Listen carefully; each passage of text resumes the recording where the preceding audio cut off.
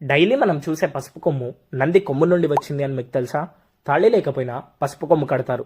వినాయకుడు గౌరీదేవిని పసుపుతో ముద్ద చేసి పూజ చేస్తారు. మరి పసుపుకి అంత ఇంపార్టెన్స్ ఎందుకు వచ్చింది అంటే, శివుడు త్రిపురాసురులు అనే రాక్షసుల్ని చంపాలి అంటే వాళ్ళు ఒకే లైన్ మీద ఉండాలి.